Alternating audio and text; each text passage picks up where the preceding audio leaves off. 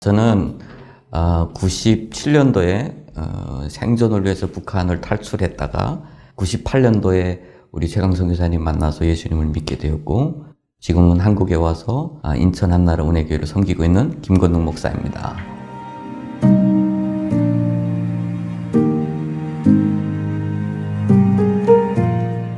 제가 그분을 처음 만나게 됐던 때가 98년도 8월 아마 한 10일, 11일 그때인 것 같아요. 그때 사실은 그분이 탈북자인 줄 몰랐어요. 처음에는 우리가 돌공장에서 이렇게 일을 하고 있는데 그 지역의 조선족교회 그 전도원이라고 부르신 분하고 같이 오신 거예요. 와서 제 친구를 처음에 데리고 나가서 한참 뭐라고 이야기하더니 들어왔어요. 와서 자기 학교 간대요.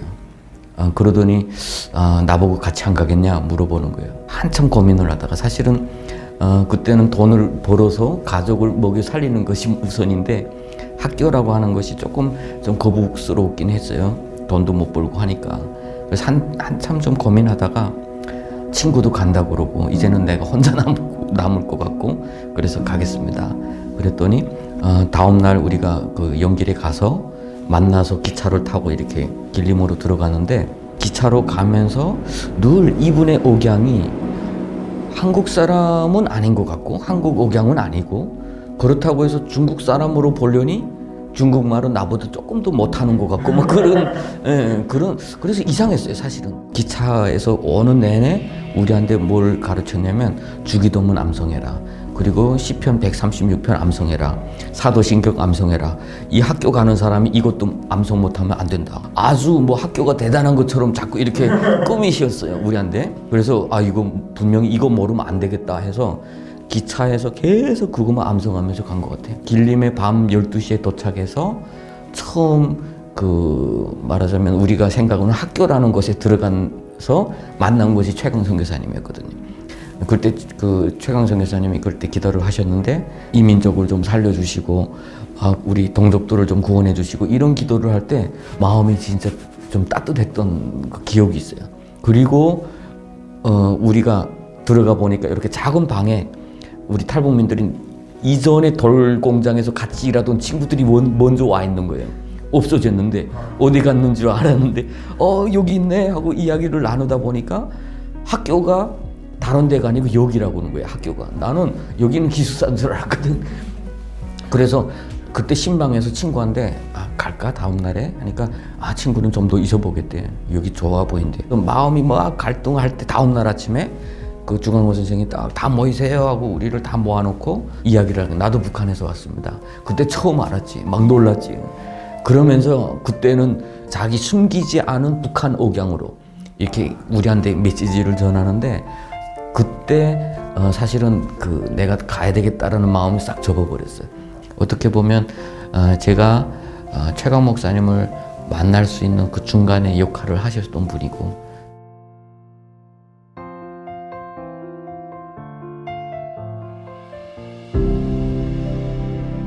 이분이 특수부대에 있을 때에 군인들 중에서 제일 먼저 이렇게 구호를 외치는 사람이 있어요. 총지고 돌격 앞으로 하면 다 같이 총지고 막 이러는데 그런 기수 역할을 했거든요.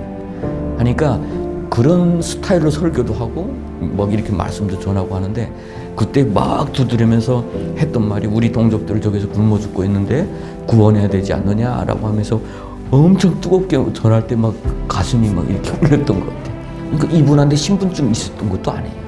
지금 생각해보면 이분도 참 대단한, 뭐 기차 타고 다니고 여기저기 막 다니고 중국 교회 가서 자고 다니고 했는데 누군가가 공안에 이렇게 단속하면 분명히 걸리는 거예요. 근데 그것도 없이 그냥 다닌 거예요. 그리고 우리 형제들 뭐 만나면 또 데리고 가서 같이 양육을 하고, 앞으로 이렇게 하다가 공안한테 이렇게 잡히거나 이렇게 하면 어떻게 되겠습니까? 우리가 처음에 뭐 믿음이 없을 때 그런 말 하게 되면 괜찮아.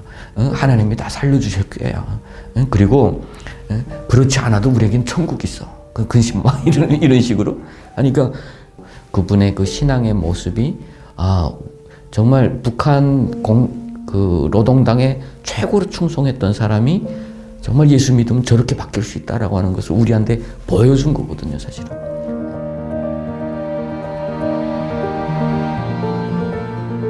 95년도 그때에 이분의 이야기를 들어보면 95년도 12년 군 생활을 마치고 집에 돌아와 보니까 집에서 굶고 있더래요, 사람들이. 그때 당시에 그 가족들을 괴롭히는 경찰들이나 뭐 자기 어머니가 나가서 조금씩 장사하면 경찰들이 와서 괴롭히고 장사하지 말라 그러고 다 지정된 그곳에서 장사해야 되고 그렇지 않으면 한 번씩 와서 뺏어가거든요, 물건이고 뭐.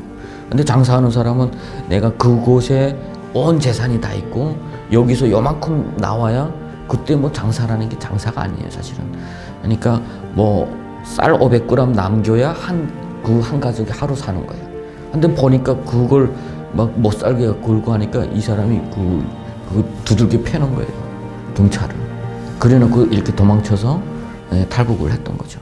그리고 그 주광호 목사님, 그 선생님 사모님은 평성의 과학자 아파트에서 살았어요. 부모님들이 다 과학자. 그렇죠. 엘리트 집안이죠. 그리고 대학에서 국문학과도 졸업을 하고 그래서 글도 힘있고 이렇게 잘 써요. 그런데 이분도 그때 경제난 뭐 어쨌든 그 경제난은 뭐 북한에서 하라는 대로 했던 사람들에게 가장 큰 타격이 왔으니까. 그런데 이분은 탈북해서 그 장백 쪽에서 눈 속에서 헤매고 다니다가 그 발가락이 몇 개 다 잘렸어요. 동상을 입어서. 그런 아픔이 있었고. 그러다가 훗날에 두 분이 만나서 결혼을 하고 결혼을 하시고 나서는 자매 사역도 같이 한 거죠. 이렇게 가정 단위로 하다 보니까 한 가족씩 이렇게 오다 보니까 자매들도 같이 양육을 했던 거죠. 그리고 그 사모님이 또 워낙 이렇게 잘 하니까 자매들 잘 인도를 했고 많은 여러 가지 이렇게 고통을 겪고 여러 가지 뭐 북한에서의 어떤 잘못된 교육을 받고 그러다 보니까 그 예수 믿고 나서 자기의 삶이 올인하기가 사실 어렵거든요. 근데 그분들은 그렇게 훈련받고 그렇게 올인했다. 이것이 어떻게 보면 우리 마음속에 이렇게 모델로 되어 있었던 것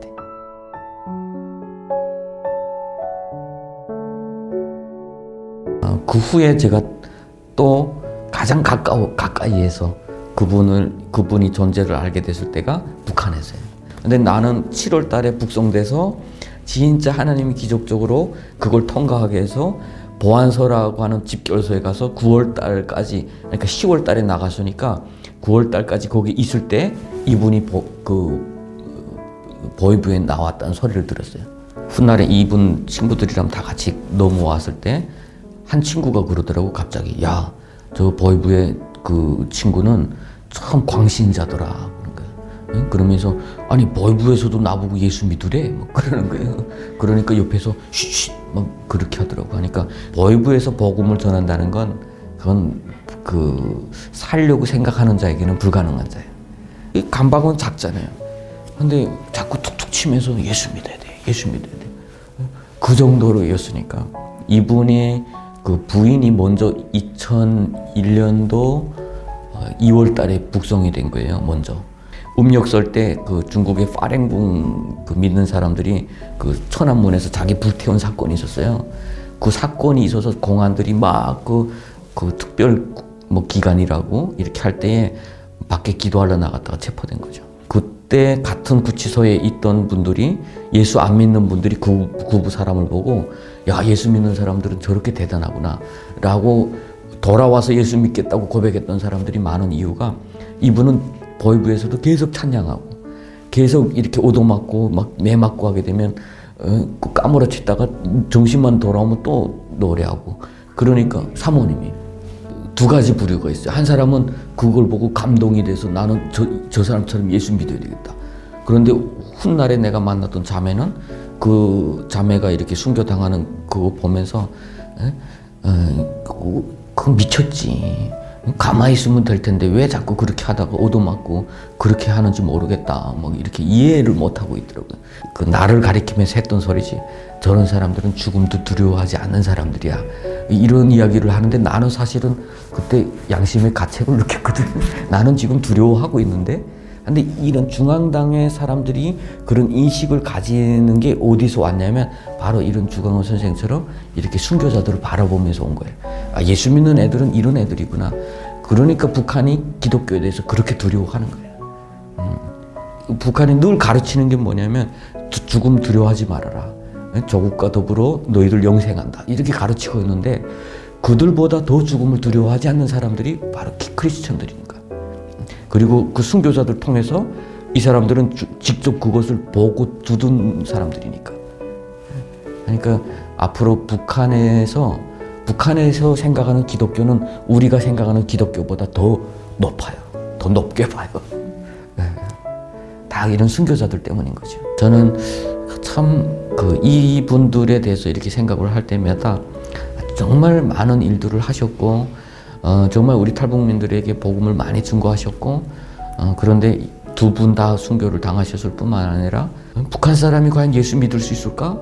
라고 하는, 북한에서 그렇게 교육을 받았는데, 유물론 교육을 받고 그랬는데, 정말 그 두 사람은 마지막 순간까지도 복음을 증거했고 예수를 고백했던 사람들인 만큼, 그것을 듣고 그를 아는 사람들은 대부분 그 사람에 대한 그 존경심이 있지만, 그 사람들을 그 사람 되게 만드신 하나님에 대해서 감사하게 생각을 하고 있는 거죠. 북한이 소망이 있다라고 하는 게, 북한에서 지금은 김일성, 김정일, 김정은 찬양하는 사람들이 언젠가는 그렇게 주강호 선생처럼 그런 고백하는 사람들이 될 수 있다. 난 그분들 통해서 그걸 바라보고 지금도 이렇게 사역을 하고 있는 것이고, 어떻게 보면 지금 그들의 흘린 피가 북한에서만 역사하는 것이 아니라 그들과 함께 했던 우리의 마음속에서도 계속 역사하고 있는 거예요.